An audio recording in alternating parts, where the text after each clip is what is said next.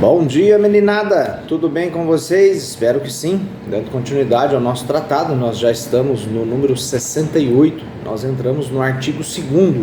Ele vai dizer o seguinte, que nós pertencemos a Jesus Cristo e a Maria na qualidade de escravos. E a segunda verdade, ela vai dizer para nós o seguinte, que nós não nos pertencemos. Como vai dizer São Paulo em 1 Coríntios 6,19, nós não nos pertencemos, mas nós pertencemos a nosso Senhor Jesus Cristo, porque nós fomos comprados por um preço muito alto. Qual foi esse preço? O preço do sangue de Deus, o preço do sangue de nosso Senhor Jesus Cristo. Então é um valor muito alto, pelo qual nós fomos comprados por nosso Senhor Jesus Cristo. Antes do nosso batismo, nós éramos escravos do demônio. Depois que nós fomos batizados, nós viramos escravos de Deus e nós vivemos e trabalhamos para manter e produzir frutos para o homem Deus. Nós vivemos, trabalhamos e morremos para produzir os frutos para o homem Deus, conforme vai dizer Romanos 7:4. Nós trabalhamos para glorificar nosso Senhor Jesus Cristo no nosso corpo e para fazer com que nosso Senhor Jesus Cristo ele reine na nossa alma.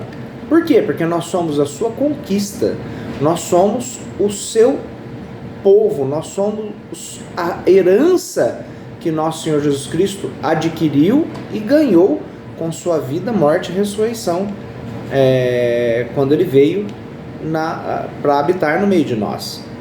Veja, o Espírito Santo, ele nos compara, faz algumas comparações. Nós somos comparados a árvores plantadas à beira das águas. Nós devemos dar os frutos ao seu tempo. Por quê? Porque nós estamos com a folhagem sempre verde por causa da água. O que é essa água? Essa água são as graças que Deus coloca para nós. Ele nos compara depois aos galhos da videira. Ele é a videira verdadeira, nós somos aqueles galhos de videira que somos enxertados na videira verdadeira e nós devemos produzir bons frutos, frutos doces. Nós também somos comparados ao rebanho cujo pastor é o próprio nosso Senhor Jesus Cristo.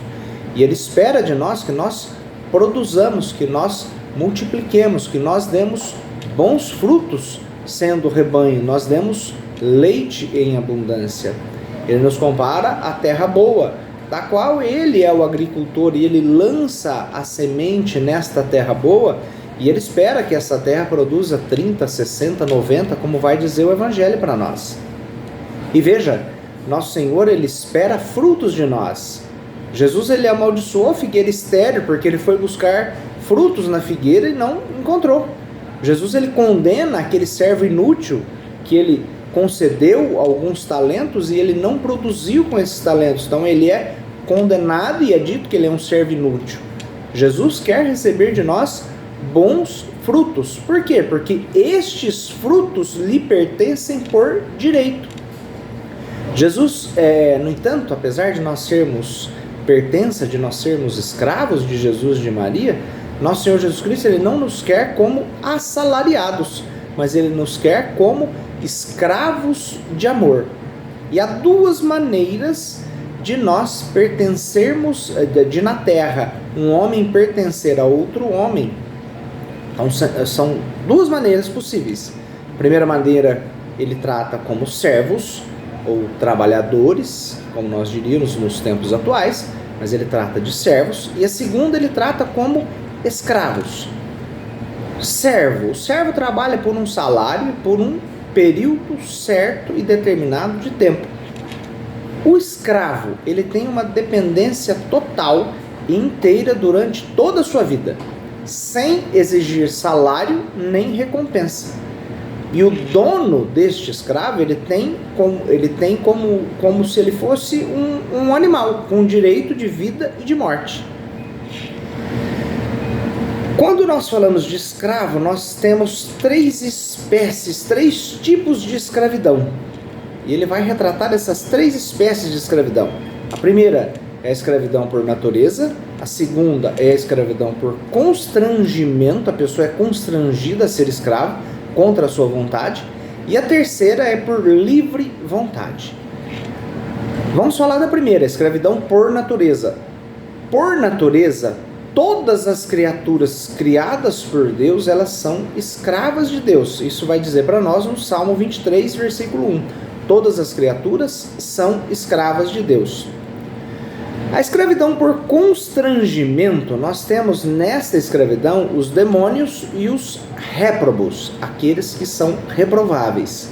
Eles não querem ser escravos, mas eles são escravos. Eles estão constrangidos a ser escravos, contra a sua vontade.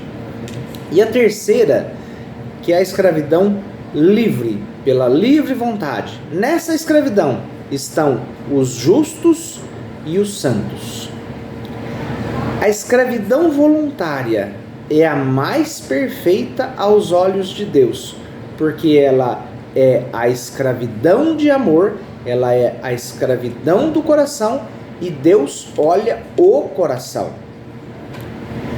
O escravo pelo coração, ele é escravo por amor, mesmo que a natureza dele não o obrigue a ser escravo. Deus o deixa livre para amá-lo ou para rejeitá-lo.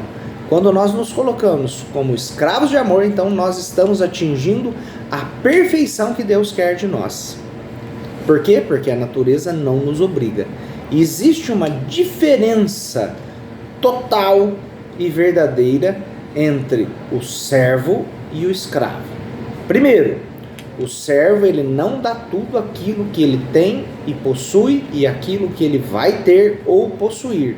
O escravo, ao contrário, ele dá integralmente tudo aquilo que ele tem, tudo aquilo que ele virá a ter, sem exceção alguma daquilo que ele tenha ou terá no futuro. O servo, ele exige um salário, uma paga, uma recompensa. O escravo, ele nada exige, independente do esforço que ele empregue, da força ou da habilidade que ele coloque no serviço que ele faz ao seu patrão. Ele nada exige em troca. Terceiro ponto, o servo, ele pode deixar o seu patrão a qualquer tempo que seja, ou depois de cumprido a sua tarefa combinada. O escravo já não pode. Quarto ponto, o patrão do servo, ele não tem direito sobre a vida e sobre a morte deste servo. Já com relação ao escravo, ele tem direito de vida ou de morte sobre este escravo, de modo que ele pode vendê-lo quando ele quiser, que ele pode tratá-lo como um animal, matando ou o deixando viver. Quinto ponto, o servo serve por um determinado tempo que foi combinado, e depois deste tempo ele pode deixar o seu patrão. O escravo, ele serve até a sua morte.